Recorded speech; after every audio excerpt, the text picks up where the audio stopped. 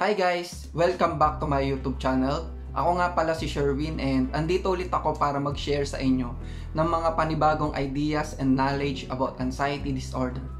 Familiar ba kayo sa mga gantong bagay na ito? Oh my God! Anong nangyayari sa akin? Anong pakiramdam ito? Bakit parang biglaan na lang bumibilis yung tibok ng puso ko? Hala, tingin ko ito na talaga yon. Pakiramdam ko inaatake na talaga ako sa puso. Well, kung familiar ka sa mga gantong situation, hindi ka nagkakamali ng video na pinapanood. Dahil sa video natin na ito, ipapaliwanag natin kung bakit ito nangyayari at kung ano ba ang maaari natin gawin. Alam nyo ba na ang anxiety symptoms at ang heart attack ay halos magkaparehas na mga sintomas? At ito ang number 1 reason kung bakit maraming anxiety sufferers ang paulit-ulit na lang pumupunta ng emergency room para magpakonsulta. At hindi na nakakapagtaka kung bakit paulit-ulit silang pumupunta dito upang magpakonsulta just to make sure that they are healthy and fine. For me, yung heart-related anxiety symptoms, ito yung dahilan kung bakit ako naka-experience ng panic attack. At dahil sa kakulangan ng kaalaman, nagpaulit-ulit lang yung mga pangit na nararamdaman ko until na-develop na yung anxiety disorder and hypochondria. I was really confused na baka maaaring meron talagang problema sa aking puso. So ito yung mga list ng mga anxiety symptoms na minimimik yung mga sintomas ng heart attack. Number 1 is chest tightness. Ito yung pakiramdam na parang may masakit at may mabigat na nakadagan sa iyong dibdib. Number 2, rapid heartbeat. Ito yung biglaang mabilis na pagtibok ng ating puso. Number 3, pounding heartbeat. Ito naman yung sobrang pagkabog ng iyong dibdib to the point na parang naririnig mo na yung tibok ng puso mo sa iyong tenga. Number 4, blood pressure spike. Ito naman yung pabago-bagong measurement ng ating blood pressure tuwing tayo ay inaatake ng anxiety. Number 5 is arm pain.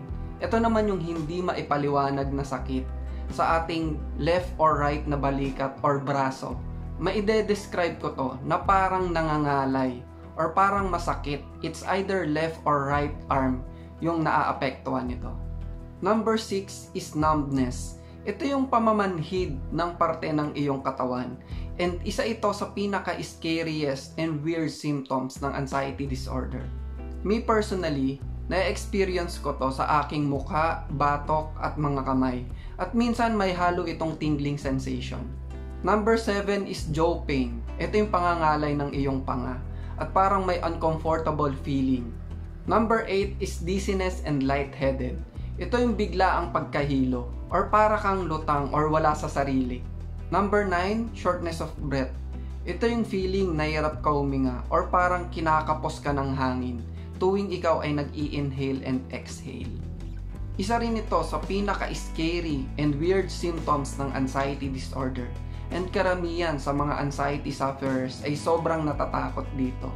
Number 10, impending doom. Ito yung feeling ng sobrang takot dahil pakiramdam mo ay may mangyayari sa iyong masama at any moment situation. Pero hindi mo alam kung ano at paano. Kaya matatakot ka dahilan kung bakit biglaan kang pupunta sa emergency room. Number 11 is unexplained stomach ache. Ito yung pakiramdam na parang merong matigas na bagay sa iyong stomach at biglaan na lang sasakit ang iyong tiyan. Minsan nararamdaman rin to sa likod ng ating katawan. Mukhang nakakatakot, di ba? Pero trust me, maaari mo talagang ma-experience ito kung ikaw ay nagsasuffer sa anxiety disorder. Maraming mga tao ang hindi nakakaalam na maaari mong ma-experience yung mga sintomas na sinabi ko kung ikaw ay may anxiety. Akala ng nakararami ay palaging nasa isip mo lang iyan. Pero sa totoo lang, may mga physical symptoms ang anxiety disorder. Pero alam nyo ba, na karamihan sa mga sintomas na ito ay kayang kontrolin at i-manage. So huwag kayong mag-alala dahil manageable ito at normal. So paano nga ba nagkukos ng mga gantong sintomas ang anxiety?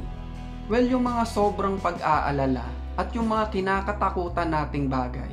Kapag naging behavior na ng ating katawan na paulit-ulit mag-alala at takutin ang ating sarili, well, inaakala ng ating brain na itong mga bagay nito is an actual threat.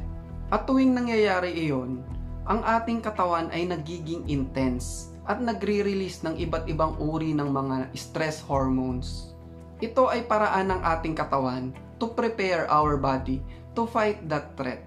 Ngunit ang problema is, perceived threat lamang ito at hindi naman talaga actual danger. Well, tuwing nangyayari yung mga bagay na iyon, nag-activate yung ancient reaction ng ating katawan na kung tawagin is fight, flight, freeze response.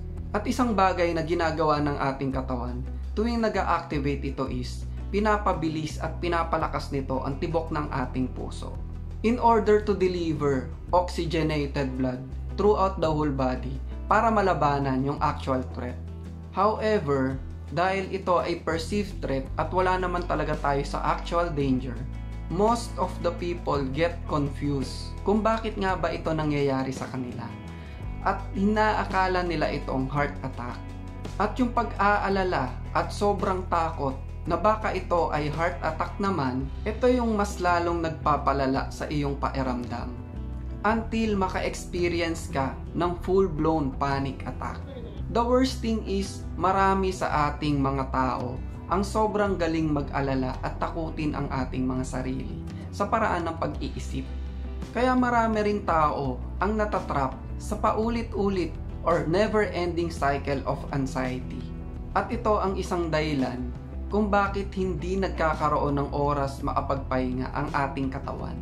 At paulit-ulit lang nagre-release ng stress hormones ang ating katawan. See, nai-imagine nyo ba ito?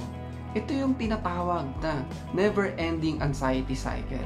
May stress ka sa mga bagay na wino-worry mo, then magre-release ng stress hormones yung katawan mo, tapos papangit yung pakiramdam mo dahil dito, then matatakot ka kaya lalong lalala, then boom, another full-blown panic attack.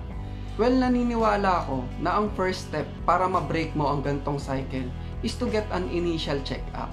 Just make sure na magawa mo yung ECG and yung iba pang mga laboratory test na ire-request ng doktor related sa iyong heart. And once na matapos na ito and okay naman yung mga resulta ng laboratory mo, kailangan mong 100% na maniwala sa iyong test result at sa sasabihin ng iyong doktor. And practice accepting those symptoms as part of you.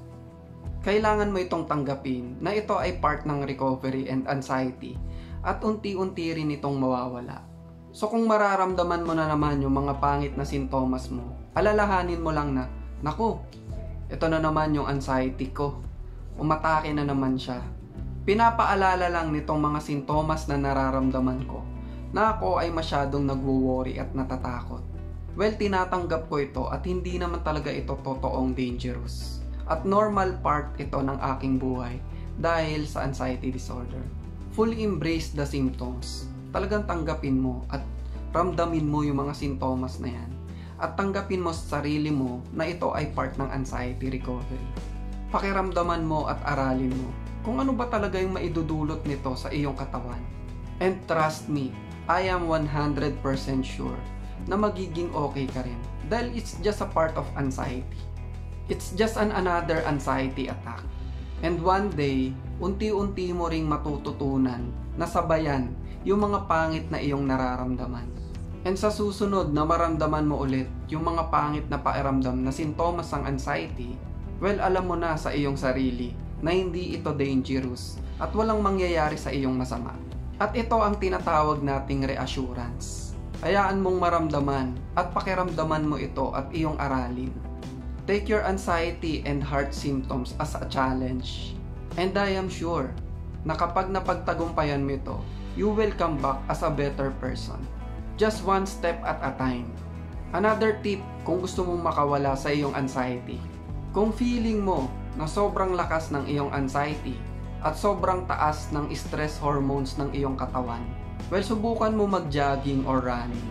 Proven and tested ito na tuwing tayo ay tumatakbo, binabalik nito yung natural rhythm ng ating katawan at pinapababa yung stress hormones ng ating katawan.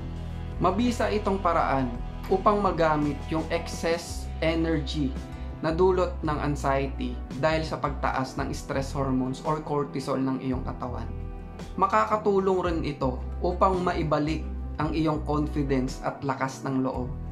And kung kayo naman ay madalas mag-hyperventilate, well, subukan nyong mag-focus sa inyong paghinga Dahan-dahan lang mag-inhale sa inyong ilong at dahan-dahan lang mag-exhale sa inyong bibig at subukan pakalmahin ang inyong sarili. Well, yung hyperventilation, ito yung number 1 reason kung bakit nakaka-experience tayo ng dizziness, lightheadedness, and chest tightness. Well, masabi ko na yung pakikipaglaban ko sa anxiety disorder is masyadong mahaba at sobrang hirap. Pero masasabi ko rin na sobrang saya ko na na-experience ko ito dahil marami akong natutunan dito. I'm totally fine and na-manage ko na yung anxiety disorder ko. At sana makatulong itong mga video na ito para sa inyo. So kung nagustuhan mo itong video natin for today, hihingi lang ako ng maliit na favor. Please subscribe and comment na rin kayo kung meron kayong mga katanungan. And i-share na rin natin sa mga taong feeling natin nagsasuffer sa anxiety disorder. So that's for today guys. Bye!